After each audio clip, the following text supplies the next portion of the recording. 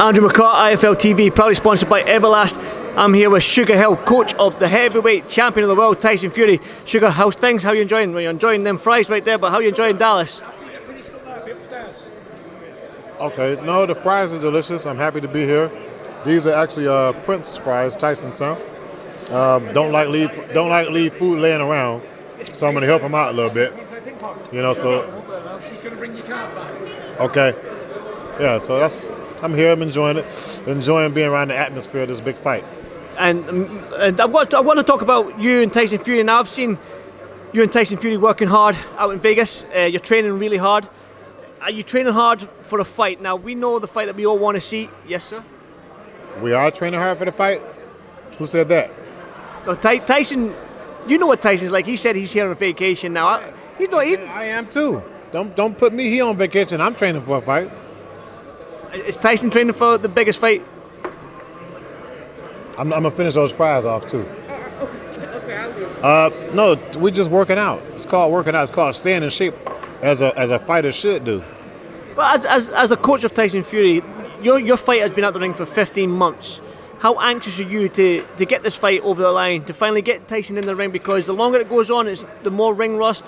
The longer he's been out the ring, you know, you must be anxious to get him in that ring ASAP against Anthony Joshua.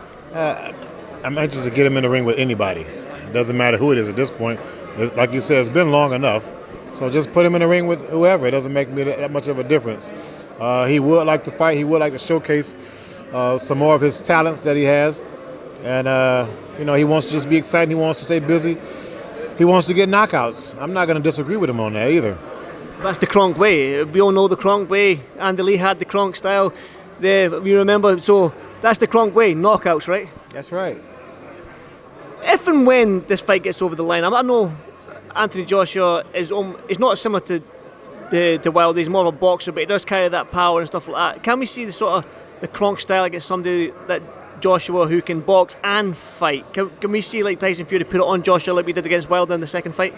You can see Tyson Fury. You can see Tyson Fury box. You can see Tyson Fury put his hands up, walk him down. Maybe we'll do that one. Just put his hands up and just walk him down. Something new. Something new. He likes to keep something fresh going, doesn't he? Yeah, definitely. That'd be fresh and new. So maybe we try that if that fight materializes, or for whoever. If it's not Anthony Joshua, or somebody, practice on somebody. But selfishly, again, all the fighters back home, I think the whole world of boxing wants to see this fight. I know Tyson and you have said if it's not Anthony Joshua, it could be somebody else, but the boxing fans want this fight. I think boxing as a sport needs this fight. The undisputed heavyweight champion of the world. I think you can share my thoughts on that we need this fight as a sport and as a boxing fan. I think it would be hot to have this fight. Like you said, the undisputed heavyweight champion. And normally and throughout history, when the heavyweight division is thriving, all of boxing is thriving. So that would bring boxing to a more of a forefront in the sports, and just make everything else more electrifying and more, exciting and wanting to be at. Even for me, as I'm in boxing, but I don't want to go to every fight. And I don't want to watch every fight. But if there's something exciting as a heavyweight division, being an undisputed champion, these two great fighters fighting against each other, I'm all for it.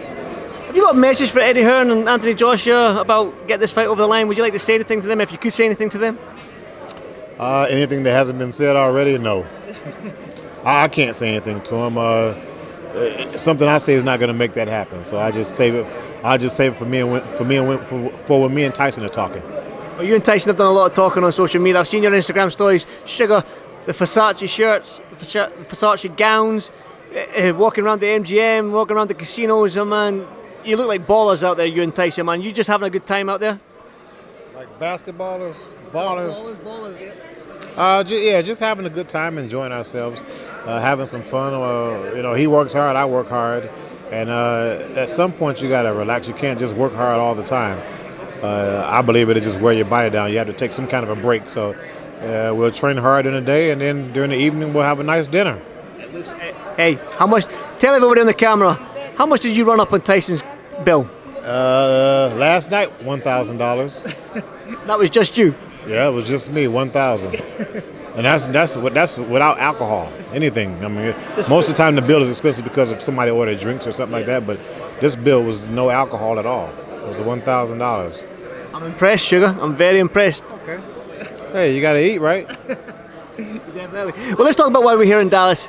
Billy Joe Saunders against Canelo. Tremendous fight. I don't know if you've seen the back and forth between the teams yesterday and the weigh-in today with Billy Joe Saunders. He seems to have either got Canelo riled up or fired up. I can't quite figure it out. Have you seen any of the footage between the teams and the weigh-in?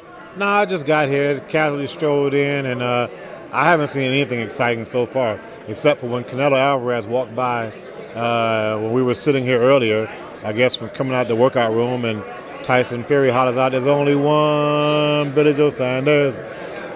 That's about it, pretty much. Nobody else said anything, but Tyson was very, voicing his opinion, and yeah, that was about it. But we just got here, so.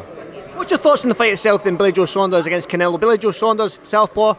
Canelo hasn't fought a southpaw in 6 years, and the southpaw he did fight was Erislandy Lara, who was a lot of people thought he won that fight. He doesn't do quite well. What a lot of people say with slick boxers, Floyd Mayweather being one of them. How big a chance do you give Billy Joe Saunders going into this fight against Canelo Alvarez? Every bit of a high percentage chance for Billy Joe Saunders because of what you just said.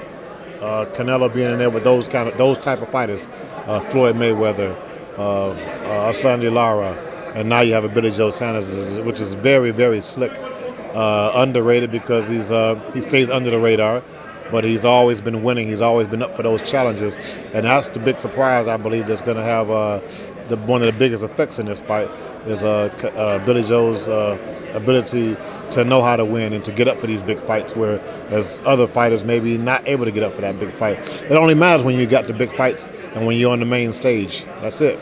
Doesn't matter about what you do in the gym. Sugar, I know your uncle and stuff like that in the Kronk gym did that Kronk way. It's well known throughout the boxing world. Would you approach fighting somebody like Canelo, that Kronk style, putting on the front foot and going for it and meeting fire with fire, so to speak? Why would you fight any other way? Dumb question then. Yeah, kind of, but I had to give you a good answer. So is that how you approach fighting? But any fighter like a Billy Joe Saunders, who is known for maybe on his back foot a little bit and the slick style, would you do what you've done with Tyson Fury and switch that up and approach that fight? Because you are a coach and you're a very good coach. I'm just interested in how you would approach facing somebody like Canelo. Well, when you mentioned the Kronk style, so the Kronk style is not. I mean, you translate it as that aggressive style, but it's much more of an art than just being aggressive. So it's not really to say like, oh yeah, that, because there may be some technical changes that involve that actual style. So you're getting the same thing, but it's just a different variation of it. And I don't want to go into too much of detail about it because we would be here. I think your battery will run out. Yeah. I'm all ears, man. I'd love to hear about the Kronk style. Yeah, another time, another place. Well, I'm in Vegas for 3 weeks coming up, so hopefully I'll see you out there and we can have a good discussion on that. Okay, no problem. Hope to see you again and talk a little further. I get you one final prediction for your fight against Billy Joe and Canelo. Can I get a prediction from you? I like Billy Joe in this fight. I'll leave it at that then, Sugar. I won't press you too much because I know that you dead in the eyes. It's not like yeah because I'm here with Tyson and all that and Billy Joe, but yeah, I do like Billy Joe's for this fight. I know that them fries are getting cold, Sugar. I'm going to let you eat your fries in peace. So thank you so much for doing this interview with IFL TV, and hopefully I will see you out in Vegas. But enjoy the fights this Saturday. Okay, thank you. I'm always up for enjoying a good fight without having to work it. There you go. As a fan, that's what we like to see. Yeah. Sometimes it's good for my soul. Definitely, Sugar. Thank you so much, mate. Thank you. Peace.